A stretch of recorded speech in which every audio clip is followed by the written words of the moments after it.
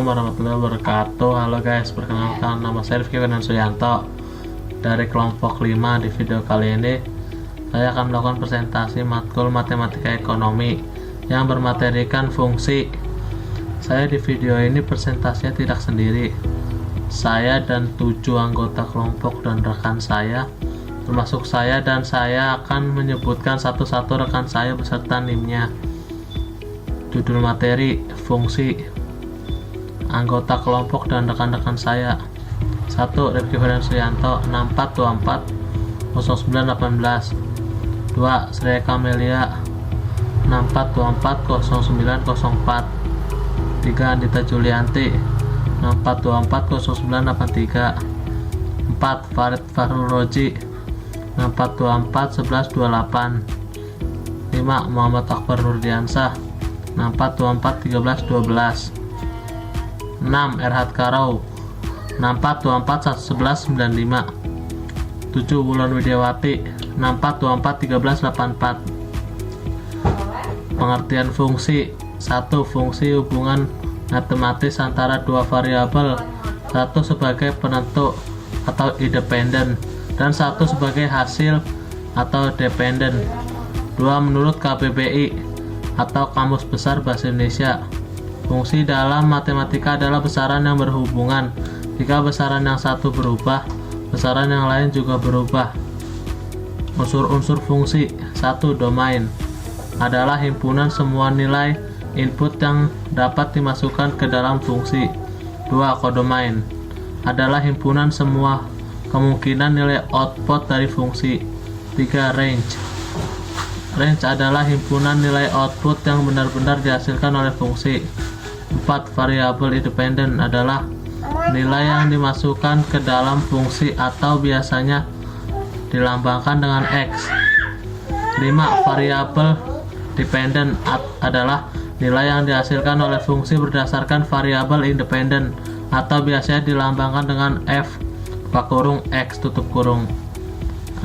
Aturan pemetaan adalah relasi atau aturan yang menghubungkan setiap elemen dalam domain dengan tepat satu elemen dalam kodomain. Hai, nama saya Sri Kamelia. Saya akan menjelaskan jenis-jenis fungsi. Yang pertama, fungsi linear. Fungsi yang grafiknya berupa garis lurus dan dapat dinyatakan dalam bentuk fx sama dengan ax tambah b, di mana a dan b adalah konstanta. Fungsi ini memiliki hubungan yang tetap antara variabel independen dan dependen, sehingga perubahan nilai x selalu menghasilkan perubahan yang proporsional pada fx. Fungsi non-linear. Fungsi yang grafiknya tidak berupa garis lurus dan tidak dapat dinyatakan dalam bentuk sederhana memiliki fungsi linear. Contohnya adalah fungsi kuadrat. Fx sama dengan ax pangkat 2 dan bx ditambah c. Fungsi eksponensial dan fungsi trigonometri. Fungsi ini lebih kompleks dan sering digunakan untuk memodelkan fenomena yang tidak memiliki hubungan linear. Grafik fungsi linear dan non-linear. Grafik fungsi linear yang kiri, persamaan y sama dengan 2x plus 3. Ciri-ciri merupakan garis lurus, kemiringan, garis ditentukan oleh koefisien x yaitu 2, titik potong sumbu y adalah 3, karena saat x sama dengan 0, y sama dengan 3. Cara bacanya: jika x 0 maka y sama dengan 3, jika x sama dengan 1 maka y sama dengan 5. Untuk setiap kenaikan 1 pada x, nilai y bertambah 2. Ini menunjukkan hubungan yang proporsional dan tetap antara X dan Y. Grafik fungsi nonlinier yang kanan. Persamaan Y sama dengan X pangkat 2 ditambah 2X ditambah 3. Ciri-cirinya merupakan kurva parabola terbuka ke atas. Karena ada X pangkat 2, maka grafik nonlinier tidak berupa garis lurus. Cara bacanya yaitu bentuk parabola menunjukkan bahwa hubungan antara X dan Y berubah atau tidak konstan. Titik paling rendah atau minimum dari garis ini disebut titik puncak parabola. Fungsi ini akan semakin naik drastis ke kiri dan ke kanan dari titik puncaknya. Cara membandingkannya yaitu fungsi linier itu yang lurus, fungsi nonlinier yang berbentuk parabola atau yang melengkung. Terus fungsi linier itu konstan dan fungsi nonlinier itu berubah-ubah ya. Baik, selanjutnya di sini saya akan menjelaskan mengenai fungsi permintaan dan fungsi penawaran. Yang pertama yaitu fungsi permintaan. Fungsi permintaan adalah hubungan antara harga suatu barang atau jasa dengan jumlah barang atau jasa yang diminta oleh konsumen. Hubungan ini berbanding terbalik, artinya jika harga naik, jumlah barang yang diminta menurun. Sebaliknya, jika harga turun, jumlah barang yang diminta akan meningkat. Rumus utama dari fungsi permintaan ini sendiri yaitu VD sama dengan A min BP, di mana VD yaitu jumlah barang yang diminta, P adalah harga barang, A konstanta atau intersip, dan B adalah koefisien atau kemiringan. Di sini saya akan menjelaskan sedikit contoh soal mengenai fungsi permintaan. Jika harga kue 600, maka jumlah kue yang akan dibeli sebanyak 50 kue. Kemudian bila harga kue naik menjadi 1000, jumlah kue yang diminta menjadi 30 kue. Penyelesaiannya, P min 600 per 400 sama dengan P min 50 per min 20. Min 20 dikali P min 600 sama dengan 400 dikali P min 50. Min 20P ditambah 12.000 sama dengan 400Q dikurang 20.000. Min 20P sama dengan 400Q dikurang 20.000 dikurang 12.000. Min 20P sama dengan 400Q dikurang 32.000. Min P sama dengan 20Q dikurang 1.600. P sama dengan min 20Q ditambah 1.600 atau 20Q sama dengan 1.600 min P. Ini sama dengan 80 min 1 per 20 P. Selanjutnya saya akan menjelaskan mengenai fungsi dari penawaran. Fungsi penawaran menggambarkan hubungan antara jumlah barang yang ditawarkan oleh produsen dengan harga barang tersebut.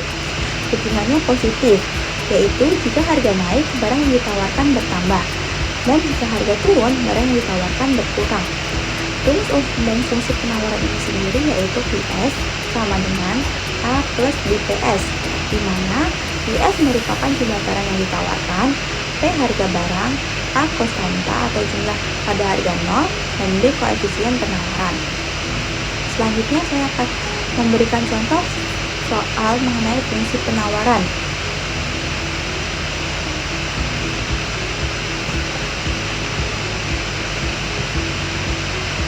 Diketahui pada tingkat harga Rp50.000, banyaknya barang A yang ditawarkan produsen adalah 150 unit. Sementara itu pada harga Rp100.000, barang tersebut ditawarkan sebanyak 350 unit. Sehingga penyelesaiannya yaitu 200 dikali P min 50 sama dengan 50 dikali P min 150. 200P dikurang 10.000 sama dengan 50P dikurang 7.500. 200P sama dengan 50P dikurang 7.500 ditambah 10.000. 200P sama dengan 50Pi ditambah 2500. P sama dengan 1/4Pi ditambah 12,5. Atau 1/4Pi sama dengan P min 12,5. Ini sama dengan 4P min 5. Saya akan melanjutkan tentang konsep dasar dalam ilmu ekonomi, yaitu keseimbangan pasar. Titik keseimbangan pasar terjadi ketika jumlah barang yang ditawarkan atau penawaran sama dengan jumlah barang yang diminta atau permintaan. Dalam bentuk fungsi matematika, hal ini berarti kita menyamakan fungsi permintaan yang dilambangkan dengan QD dengan fungsi penawaran yang dilambangkan dengan QS. Rumus dasar untuk mencari titik keseimbangan adalah QD sama dengan QS. Contohnya, mari kita lihat contoh soal agar lebih memahami konsep ini. Diberikan fungsi permintaan QD sama dengan 100 kurang 5P. Fungsi penawaran QS sama dengan min 20 tambah 3P. Langkah pertama untuk mencari titik keseimbangan adalah samakan fungsi permintaan dan penawaran. Jadi 100 kurang 5P sama dengan min 20 tambah 3P. Kedua, selesaikan untuk harga P. Kita pindahkan semua ke satu sisi. 100 tambah 20 sama dengan 3P tambah 5P. Jadi 120 sama dengan 8P. P sama dengan 15. 3. Substitusi nilai P ke salah satu fungsi untuk mencari kuantitas dalam kurung Q. Misalnya kita gunakan fungsi permintaan. Q sama dengan 100 kurang 5 kurung buka 15. Q sama dengan 100 kurang 75, jadi hasilnya 25. Jadi kita mendapatkan harga keseimbangan P yaitu 15. Jumlah keseimbangan Q 25 unit. Demikian keseimbangan pasar terjadi ketika harga berada di angka rupiah 15 dan jumlah barang yang diperdagangkan adalah 25 unit. Pajak spesifik dan profesional. 1. Pajak spesifik atau specific tax. Pajak yang ditetapkan dengan jumlah tetap per unit barang. Contohnya, pemerintah mengenakan pajak 5 perak per unit pada produk tertentu. Dalam fungsi penawaran, pajak spesifik ditambahkan ke harga barang yang harus dibayar oleh produsen. Dampak pajak spesifik pada bunga fungsi penawaran yaitu fungsi penawaran awal sama dengan QS sama dengan A plus BP. Yang kedua itu fungsi penawaran baru atau setelah pajak sama dengan QS sama dengan A plus B, A ditambah B dalam kurung P dikurang T. T adalah besarnya pajak per unit barang. Contoh, misalkan fungsi permintaan sama dengan QD sama dengan 100 min 5P, dan fungsi penawarannya QS sama dengan min 20 plus 3P, dan pajak spesifiknya 5 perak per unit. Fungsi penawaran setelah pajak yaitu QS sama dengan min 20 ditambah 3 dalam kurung P min 5. QS sama dengan min 20 ditambah 3P min 15. QS sama dengan min 35 ditambah 3P. Menemukan titik keseimbangan baru. Fungsi permintaan 100 dikurang 5P sama dengan min 35 ditambah 3P. 100 ditambah 35 sama dengan 3P plus 5P. Jadi 135 sama dengan 8P dan P-nya itu sama dengan 16,875. Kuantitas keseimbangan Q sama dengan 100 min 5 dalam kurung 16,875 dan Q-nya sama dengan 15,625. Pajak spesifik dan profesional. 2. Pajak proporsional atau proportional tax. 1. Pajak yang dihitung berdasarkan persentasi dari harga barang. 2. Contoh, pemerintah mengenakan pajak 10% dari harga barang. Dampak pajak proporsional pada fungsi penawaran. 1. Fungsi penawaran awal dibagi QS sama dengan A tambah BP. 2. Fungsi penawaran baru atau setelah pajak. QS sama dengan A ditambah B buka kurung P dikurang TP tutup kurung. 3T adalah persentasi pajak. Contoh, misalkan fungsi permintaan QD sama dengan 100 dikurang 5P, atau 2 fungsi penawaran QS sama dengan min 20 ditambah 3P. 3 pajak proporsional 10% dikali 0,1. Fungsi penawaran setelah pajak. QS sama dengan 20 ditambah 3 buka kurung P dikurang 0,1 P tutup kurung. QS sama dengan min 20 ditambah 3 buka kurung 0,9 P tutup kurung. QS sama dengan min 20 ditambah 2,7 P. Menemukan titik keseimbangan baru. Yang pertama, fungsi permintaan. Contohnya 100 dikurang 5P sama dengan min 20 ditambah 2,7 P. 100 ditambah 20 sama dengan 2,7P ditambah 5. 120 sama dengan 7,7P. P sama dengan 15,58P. 2. Kuantitas keseimbangan. Q sama dengan 100 dikurang 5 buka kurung 15,58 tutup kurung. Q sama dengan 22,1 Q. Assalamualaikum warahmatullahi wabarakatuh. Perkenalkan, nama saya Wulan Widiawati. Sebelumnya sudah dijelaskan oleh teman sekelompok saya, dan di sini saya akan meneruskan penjelasan di slide akhir.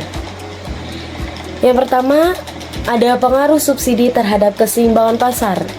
Di sini saya akan jelaskan pengertian dan pengaruh subsidi terhadap keseimbangan pasar. Yang pertama, saya akan jelaskan apa itu subsidi. Subsidi itu bantuan dari pemerintah kepada produsen atau konsumen untuk mengurangi biaya produksi atau meningkatkan daya beli.